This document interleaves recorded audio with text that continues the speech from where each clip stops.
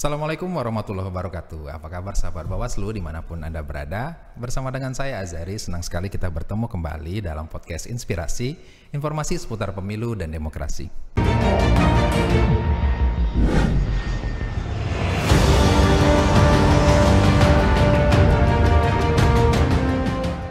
Ya, sahabat Bawaslu, di negara demokrasi yang menjunjung partisipasi publik, transparansi, dan akuntabilitas, tentu keterbukaan informasi publik menjadi hal yang penting. Nah, apa itu keterbukaan informasi publik? Bagaimana masyarakat memperoleh haknya terkait dengan informasi, dan sejauh mana lembaga atau badan publik memenuhi kewajibannya sebagai badan publik yang informatif? Ini akan jadi bahasan dalam podcast kita hari ini. Nah, bersama saya saat ini telah hadir narasumber yang sangat istimewa, yaitu Komisioner dari Komisi Informasi Aceh, Bapak M. Nasir. Assalamualaikum Pak M. Nasir. Waalaikumsalam warahmatullahi wabarakatuh. Ya, mungkin lebih akrab saya panggil Bang Nasir, Bang ya. Boleh. Nah, terima kasih sebelumnya sudah hadir di podcast kita hari ini. Yang mana hari ini kita mau bahas terkait mungkin masyarakat juga penting sebenarnya bagi masyarakat, namun mungkin belum banyak juga masyarakat yang aware terkait dengan itu, yaitu terkait dengan keterbukaan informasi publik. Nah, sebelum nanti kita bicara lebih jauh Bang, di keterbukaan informasi publik, mungkin Bang Nasir bisa jelaskan sedikit nih Bang, Bang dari Komisi Informasi Aceh, nah KIA. Nah, KIA ini apa sih Bang? Mungkin bisa jelaskan kepada sahabat-sahabat Bawaslu Bang. Baik, terima kasih. Assalamualaikum warahmatullahi wabarakatuh. Salam keterbukaan informasi publik. Oke. Nah, rekan-rekan Bawaslu, sahabat Bawaslu semua, Komisi Informasi Aceh itu sebenarnya levelnya lembaga provinsi. Oke. Lembaga provinsi di semua provinsi di Indonesia dia ada. Oke. Cuma karena kita Aceh, kita punya kekhususan, kita menggunakan A-nya sehingga Oke. Aceh-nya. Sedangkan di provinsi lain itu namanya KIP. Oh, Komisi Informasi Provinsi. Komisi Informasi Provinsi, ya. Tapi kalau di Aceh kita nggak gunakan provinsi, langsung ke nomenklatur Acehnya, sehingga jadinya KIA. Oke. Karena kalau kita pakai kayak KIP di Aceh, itu ada lembaga lain yang lembaga pemilu, ya kan? Ya, KIP. benar. Sehingga di Aceh nomenklaturnya adalah KIA, Komisi Informasi Aceh. Ya. Itu setara dengan KIP, Komisi Informasi Provinsi di provinsi-provinsi lain. Oke. Nah, sedangkan di tingkat nasional itu namanya KI Pusat. KI Komisi Pusat. Informasi Pusat. Komisi Informasi. Nah, Oke. apa yang membedakan provinsi dengan nasional itu salah satunya di tupoksi, tugas dan fungsinya, kemudian di kewenangan. Nah, apakah di kabupaten boleh membentuk KI kabupaten? Secara undang-undang dibenarkan. Jadi Undang-Undang 14 2008 tentang keterbukaan informasi publik, kabupaten kota boleh membentuk komisi informasi kabupaten, tapi tentunya konsekuensinya adalah dampaknya terhadap anggaran dan sumber daya manusia dan sebagainya. Baik. Gitu. Di Indonesia cuma ada 2 yang baru terbentuk di kabupaten. Oh, ada juga. Ya, ada juga. Dan insya Allah di Aceh dalam 4 tahun ke depan kita buatlah satu contoh model. Oke. Nah, Komisi Informasi Aceh, nah ataupun KIA, kita punya tugas utamanya ke penyelesaian sengketa informasi. Oke. Nah, jadi ada asumsi, ada persepsi masyarakat Komisi Informasi ini semacam lembaga arsip, tempat collecting data, informasi semua. Enggak, kita nggak punya itu. Nah, jadi meskipun kita Komisi Informasi, kita nggak mengeleksi informasi. Tapi tugas utama kita adalah penyelesaian sengketa informasi. Siapa yang lakukan sengketa itu ada 2 yang dijamin oleh undang-undang. Yang pertama perorangan ataupun organisasi. Begitu. Berarti memang lembaga yang mengurusi terkait dengan keterbukaan informasi publik tadi. Nah, yang utama adalah keterbukaan informasi. Inilah yang menjadi tugas utama dari KIA. Nah, mungkin kita masuk ini terkait dengan keterbukaan informasi publik begitu. Inilah hal yang penting yang kemudian menjadi hak juga dari masyarakat untuk memperoleh itu. Mungkin Abang bisa jelaskan sedikit nih, keterbukaan informasi publik ini seperti apa, Bang? Yang kemudian masyarakat mempunyai hak terkait dengan akses informasi tersebut, Bang. Baik. Yang pertama, hak untuk memperoleh informasi itu bagian daripada hak asasi manusia. Itu dijamin secara konstitusi, Undang-Undang Dasar 1945. Kemudian diperkuat kembali dengan lahirnya Undang-Undang 14 2008 tentang keterbukaan informasi publik. Tetapi di dalam hak asasi kita itu tentunya ada hak orang lain terkait dengan keterbukaan informasi. Nah, sehingga di dalam Undang-Undang Nomor 14 itu diklasifikasikan lah. Jadi ada informasi 3 dia. Yang pertama ada informasi yang wajib disediakan oleh badan publik secara serta-merta, kemudian wajib disediakan secara berkala, dan juga tersedia setiap saat. Oke. Nah, pertanyaan kemudian, informasi apa yang nggak bisa diakses? Nah, informasi apa yang tidak bisa didapatkan oleh masyarakat? Adalah sejumlah informasi yang masuk di dalam DIK namanya, daftar informasi dikecualikan. Oke, jadi badan publik dia punya kewajiban, punya hak untuk menyusun daftar informasi dikecualikan di badan publiknya. Ibaratnya Bawaslu. Bawaslu memiliki hak untuk mengklasifikasikan sejumlah informasi yang dikecualikan, yang nggak bisa dipublis. Tetapi ada prinsipnya dia. Prinsipnya 2, sifatnya ketat dan terbatas dalam hal mengklasifikasikan informasi yang dikecualikan. Dia tidak serta-merta dapat mengecualikan, tetapi harus melalui uji konsekuensi namanya. Jadi kalau diberikan dampaknya apa, kalau ditutup dampaknya apa. Ketika saat ditutup dampaknya lebih besar kepada masyarakat dalam hal positif, maka itu dikecualikan. Tetapi jika misalnya dibuka ini sebaliknya, kalau dibuka misalnya berdampak negatif terhadap masyarakat, pemilik informasi dan sebagainya, maka itu harus ditutup. Kuncinya di informasi dikecualikan itu prinsipnya 2, ketat dan terbatas prosesnya. Gitu.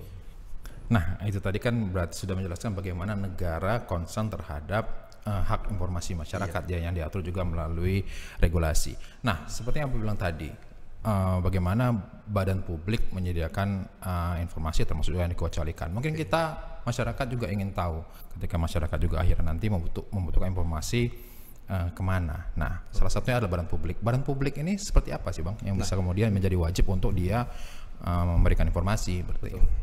Nah, kalau di dalam berdasarkan Undang-Undang Keterbukaan Informasi, badan publik itu eksekutif udah pasti. Lembaga eksekutif, mulai dari dataran nasional sampai dengan tingkat desa. Jadi pemerintah desa itu badan publik. Kemudian pemerintah kabupaten, pemerintah provinsi, dinas dan sebagainya badan publik. Kemudian yudikatif, legislatif itu badan publik. Karena kenapa? Mereka menyelenggarakan penyelenggaraan kepentingan negara dan juga bersumber anggarannya dari negara. Kemudian siapa lagi? Lembaga vertikal misalnya, kepolisian, TNI, mereka badan publik. Kemudian lembaga non struktural. Kemudian partai politik.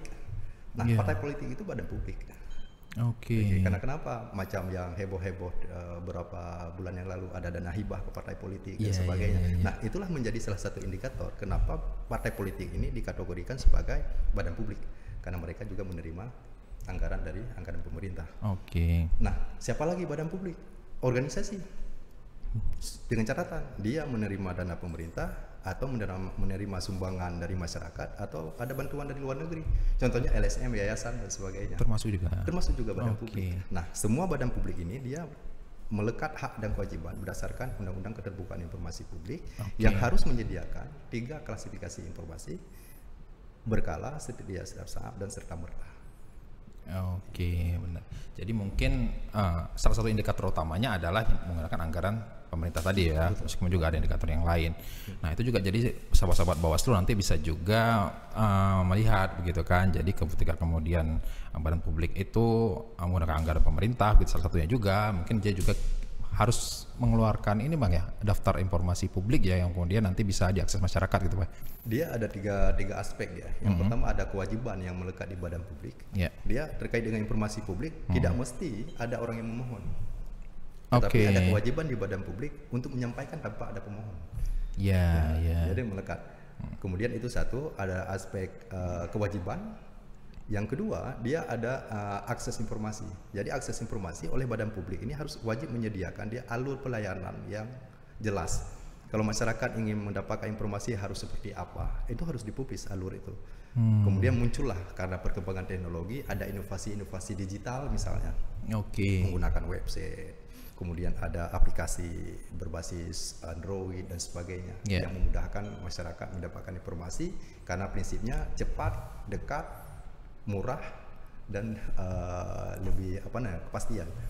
Ya, Oke. tidak mesti ke kantor Bawaslu harus mendapatkan informasi tertentu, tapi dia melalui website udah dapat. Oke. Itu dia.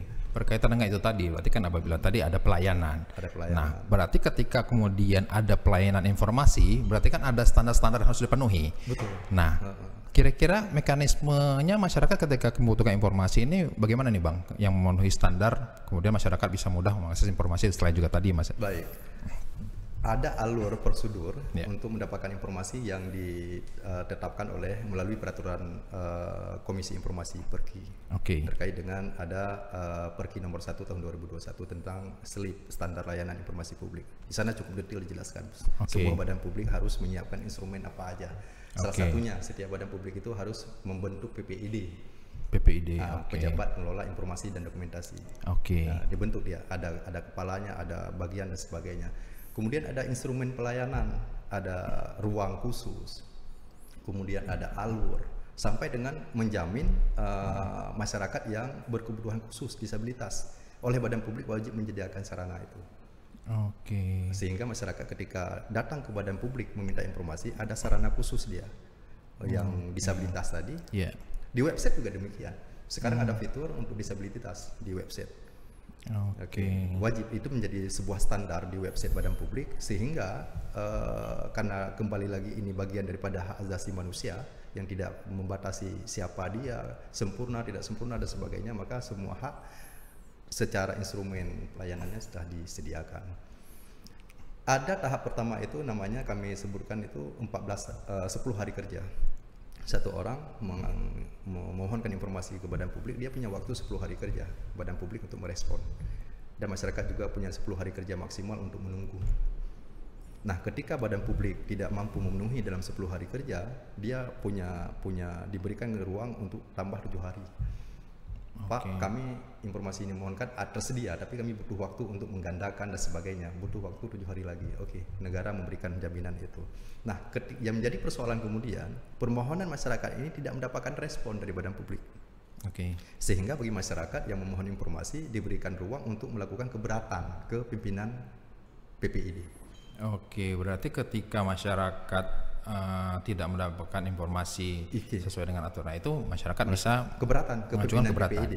ke pimpinan PPID. Iya, proses di pimpinan PPID ini maksimalnya 30 hari kerja. Ketika di dalam 30 hari kerja masyarakat mendapatkan, tidak mendapatkan, puas, tidak puas. Kalau masyarakat puas, selesai. Oke. Nah, yang menjadi persoalan kemudian ketika masyarakat memohon 10 informasi yang diberikan 5, artinya nggak puas. Oke. Nah, negara menyiapkan satu lembaga namanya Komisi Informasi. Oke. Nah, masyarakat si pemohon bisa mengajukan permohonan penyelesaian sengketa informasi ke Komisi Informasi. Kalau di Aceh, Komisi Informasi Aceh. Oke, Nah, artinya itulah tugas kami untuk menyidangkan mereka. Oke, berarti kemudian ketika kemudian keberatan itu Tidak puas. tidak puas, kemudian masyarakat bisa ke Komisi Informasi. Jadi kami diberikan kewenangan oleh negara untuk memanggil badan publik, memanggil pemohon, kemudian memeriksa alasan, memeriksa kenapa tidak diberikan, untuk apa informasi, dan juga ibaratnya pengadilan umum. Jadi putusan Komisi Informasi ketika salah satu pihak tidak sependapat, keberatan dengan putusan kami, maka boleh diajukan banding ke Pengadilan Tata Usaha Negara atau Pengadilan Negeri. Oke, itu memang itu terlihat bagaimana hak atas informasi ini menjadi hal yang sangat penting dan dijamin sekali oleh negara ya. Sejauh ini Bang, mungkin sudah ada juga masuk sengketa informasi kalau di KIA Bang? Ada status yang baru terregister, ada sengketa yang baru, kemudian ada yang beberapa sengketa lama yang masih sudah masuk di tahapan pembuktian. Jadi kami ada dua metode penyelesaian. Yang pertama, kami diberikan kewenangan untuk melakukan mediasi. Oke. Tapi dengan catatan proses mediasi ini adalah khusus bagi informasi yang tidak dikecualikan, alasan tidak diberikan. Yeah. Dengan alasan tidak tersedia dan sebagainya, itu boleh masuk di tahap mediasi. Tetapi jika alasan badan publik bahwa informasi yang dimohonkan itu dikecualikan, kami tidak menggunakan tahapan mediasi, tapi langsung ke adjudikasi non litigasi, tahapan pembuktian. Itu dia. Ya. Tapi banyak pengalaman kami lebih dominan proses penyelesaiannya lewat mediasi. Karena kenapa? Kalau lewat mediasi bisa selesai seminggu 2 minggu. Ya. Tapi kalau masuk ke adjudikasi notifikasi pembuktian, kami diberikan waktu oleh negara 100 hari kerja. Artinya masyarakat 3 bulan kemudian baru bisa mendapatkan informasi. Wah, lumayan panjang. Tapi kalau proses mediasi dalam seminggu bisa jadi selesai. Ya. Gitu. Oke. Tapi sih kita berharap tidak ada sengketa ya, ya karena kan idealnya lembaga publik juga sehingga nanti bisa menjadi indikator informatif. Nah mungkin ini Bang, seperti tadi bisa katakan badan publik tentunya tujuan utamanya menjadi informatif. Betul. Nah mungkin bisa jelaskan kembali Bang, kira-kira indikator utamanya ini apa nih Bang, sehingga badan publik ini bisa digolongkan informatif? Karena seperti kita tahu kan KIA juga mengeluarkan terkait dengan itu Bang ya. Betul. Ada di luar daripada agenda penyelesaian sengketa informasi, ini bagian semangat daripada memastikan badan publik itu melakukan pelayanan keterbukaan informasi, sehingga ada satu instrumen evaluasi namanya MONEF, keterbukaan informasi, dan ini sedang berlangsung prosesnya di Komisi Informasi, dan insya Allah di 19 November agenda pemberian penganugerahan kepada badan publik yang Oke, anugerah terhadap badan, apakah dia masuk kriteria informatif, menuju informatif, cukup informatif, ataupun tidak informatif, kira-kira begitu. Nah, di dalam agenda MONEF ini yang dilakukan oleh Komisi Informasi Aceh, mulai dari badan publik level provinsi, SKPA, dinas semua dinas kita MONEF, kemudian seluruh pemerintah kabupaten kota kita MONEF, kemudian ada lembaga vertikal kita MONEF, lembaga penegakan hukum, partai politik kita MONEF. Jadi tahapan saat ini sudah masuk di tahapan baru selesai agenda presentasi kepala daerah. Jadi kita buat 2 modelnya. Yang pertama kita lakukan pengisian kuesioner mandiri. Kita kirim kuesioner ke semua badan publik. Baik. Kemudian badan publik yang mengembalikan kuesioner itu kita coba nilai. Kita pasang passing grade-nya. Hasil penilaian daripada kuesioner kita pasang passing grade tahun ini 65. Jadi kalau badan publik memiliki nilai paling sedikit 65, maka dia masuk ke tahapan presentasi ataupun visitasi kami yang kunjungi mereka untuk memastikan instrumen-instrumen apa yang tersedia. Gitu. Jadi alhamdulillah baru selesai proses visitasi dan juga presentasi dari kepala daerah di seluruh Aceh yang masuk ke tahapan selanjutnya. Begitu dia.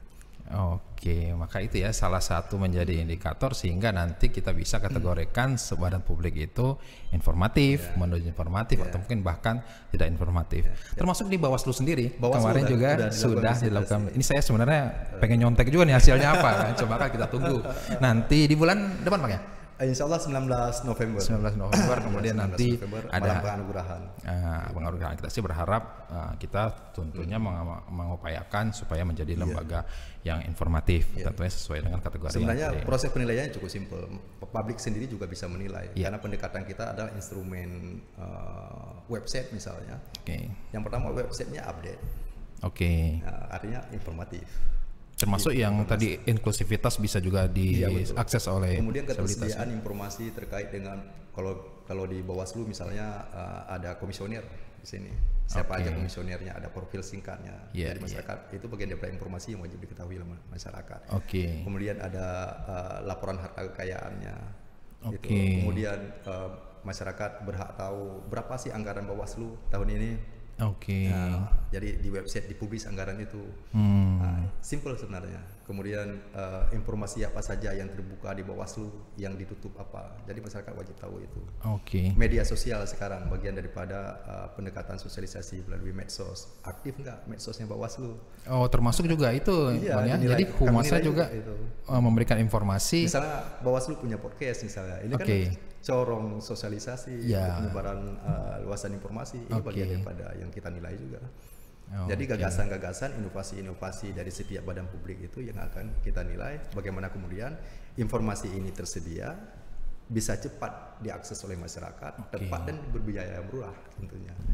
Yang pasti kemudahan akses untuk informasi itu ya. Nah, seperti itu Sobat Bawaslu. Begitupun kami di Bawaslu, sahabat-sahabat Bawaslu seperti yang disampaikan KIA tadi, kami tentu mengupayakan agar keterbukaan informasi ini bisa berjalan maksimal, dan begitupun kami juga menyediakan layanan PPID yang kemudian masyarakat bisa baik datang langsung maupun juga melalui sistem tadi digital yang seperti kayak bilang di Bawaslu juga menyediakan yang bisa masyarakat sahabat-sahabat Bawaslu juga mengakses di kami. Dan menariknya dalam konteks Bawaslu, lembaga pengawas dan juga lembaga penyelenggara pemilu, Komisi Informasi Pusat dia ada mengeluarkan satu peraturan khusus. Oh, bagaimana tuh Bang? Nah, itu ada peraturan Komisi Informasi nomor 1 tahun 2019 ya tentang standar layanan dan prosedur penyelesaian sengketa informasi pemilihan umum. Oke. Karena kenapa? Ini kan terkait dengan pemilihan umum dia punya keberlakuannya itu berdaya gunanya sifatnya cepat dia. Iya, punya batasan-batasan. Makanya Komisi Informasi Pusat mendesain satu regulasi khusus bagaimana kemudian informasi yang di lembaga penyelenggara pemilu, pengawas pemilu itu punya pedoman dalam penyiapan layanan untuk masyarakat. Nah itu tadi berarti memang saking concernnya terhadap kebutuhan informasi itu bahkan disesuaikan begitu kan terkait dengan aturan mungkin ada perluan penyelesaian sengketa terkait dengan di Bawaslu maka disesuaikan dengan itu. Maka ketika meminta informasi kalau tidak salah kan ada kaitannya misalnya terkait dengan kepemiluan begitu Bang ya. Nah itu bukti concernnya terhadap kebutuhan informasi yang juga difasilitasi di Bawaslu ketika masyarakat bisa butuh untuk meminta informasi. Ada satu di badan publik ada persepsi yang keliru terkait dengan mendefinisikan apa itu informasi publik. Jadi ada badan publik yang kami temukan di sengketa-sengketa. Alasan badan publik menyampaikan tidak memberikan informasi ketika informasi itu dimohonkan karena bukan informasi yang mereka hasilkan. Jadi informasi itu bukan produk mereka. Dari lembaga lain mungkin. Dari lembaga lain. Tetapi yang harus dipahami adalah informasi publik itu bukan hanya yang dihasilkan. Tetapi yang diterima, yang dikelola, yang dihasilkan atau dikirimkan, ada 5 dia. Artinya meskipun informasi yang dimohonkan itu bukan produk kita, tetapi informasi itu ada di kita karena ada orang yang kirimkan. Itu bagian dari informasi publik. Gitu. Contoh di salah satu badan publik yang mengelola terkait dengan isu lingkungan. Contoh, ada misalnya istilahnya AMDAL. AMDAL itu bukan produknya badan publik itu, tetapi hasil daripada disusun oleh pihak ketiga, misalnya oleh pihak perusahaan. AMDAL itu menjadi syarat untuk mendapatkan izin-izin lanjutan. Nah, jadi AMDAL itu bukan dihasilkan oleh dinas, tetapi dikuasai. Kenapa dikuasai? Karena ada yang kirimkan dan dikelola di sana. Gitu dia. Jadi tidak menjadi alasan bagi badan publik, oh ini tidak ada sama kami karena bukan produk kami, bukan. Jadi definisinya ada 5 dia, dihasilkan, dikirimkan, dikelola, diterima. Semakin spesifik ya, bahwa kemudian pengelolaan informasi itu untuk bisa diberikan akses pada masyarakat begitu. Nah, Bang, sejauh ini menurut Abang kira-kira kalau terkait dengan keterbukaan informasi saat ini di Aceh seperti apa Bang? Mungkin dalam perjalanan ini Bang. Kalau dibandingkan dengan provinsi lain, Aceh insya Allah luar biasa. Karena kan di level nasional ada namanya Monef IKIP namanya. Jadi monitoring evaluasi terkait dengan indeks keterbukaan informasi publik provinsi. Jadi siapa yang lakukan ini Komisi Informasi Pusat. Kalau Komisi Informasi di provinsi melakukan Monefnya ke badan-badan publik gitu, ke dinas dan sebagainya. Tetapi kalau Komisi Informasi Pusat salah satu tugas mereka melakukan Monef provinsinya, jadi Acehnya. Nah, alhamdulillah Aceh terus berada di posisi 3 besar nasional terkait dengan keterbukaan informasi. Gitu. Menarik sekali ya. Yang paling penting juga dia perhatian komitmen pimpinan daerah untuk mengeluarkan kebijakan keterbukaan informasi, kemudian komitmen anggaran, apakah ke lembaga komisi informasinya, kemudian kepada badan publiknya mensupport instrumen-instrumen keterbukaan informasi. Dan itu jadi salah satu indikator penilaian dari KAIA juga ya untuk menjadi badan publik yang informatif, yaitu komitmen dari pimpinan dari lembaga itu. Persoalan banyak sengketa informasi yang masuk ke komisi informasi di satu sisi menjadi indikator juga bahwa ada persoalan di badan publik. Benar. Tetapi di sisi lain ini bagian daripada partisipasi masyarakat yang harus kita nilai. Mewujudkan masyarakat yang aware terhadap informasi menjadi haknya begitu ya. Untuk mendapatkan haknya. Dan bagi kami sendiri itu menjadi semangat edukasi edukasi kepada masyarakatnya terkait dengan karena ada sanksi pidana ketika informasi yang diberikan tidak dimanfaatkan, tidak dipergunakan ataupun digunakan untuk hal-hal yang lain. Si penerima informasi ada sanksi pidananya. Begitu juga halnya kepada badan publik yang menutup informasi, ada pidananya juga. Oh, itu semakin menjelaskan urgennya, pentingnya informasi, bahkan ada sanksinya. Ada begitu. Nah, ini kan semakin menjelaskan ya pentingnya informasi dan juga bagaimana perjalanan terbuka informasi di Aceh yang cukup positif ya kalau kita lihat Bang ya. Nah, kemudian mungkin masyarakat jadi lebih tahu juga tentang Komisi Informasi ya, karena mungkin banyak, kalau saya saja kalau dulu Bang kepikirnya Komisi Informasi ini berkaitan dengan KPI justru, Komisi Penyiaran, makanya kan ini masyarakat bisa jadi aware terkait dengan kebutuhan informasi. Mungkin terakhir Bang sebelum kita akhiri podcast ini, mungkin kira-kira harapan Abang terkait dengan keterbukaan informasi publik khususnya di Aceh ini Bang, seperti apa Bang? Nah, hasil daripada referensi kita hasil MONEF. Hasil MONEF secara umum kalau level provinsi itu bisa kami sampaikan 85% dari lembaga pemerintah di level provinsi mereka partisipatif terkait dengan keterbukaan informasi. Jadi secara website mereka aktif, kemudian menyediakan informasi-informasi di website juga, kemudian di media sosial mereka aktif semua. Kemudian di pemerintah kabupaten kota belum menyeluruh dengan berbagai tantangan kendalanya, karena masih ada, karena umumnya dia ada istilahnya PPD utama. Jadi PPD utama itu biasa melekat di Dinas Kominfo. Jadi PPD utama ini salah satu tugasnya adalah mengkoordinir, menjadi koordinator PPD di bawah.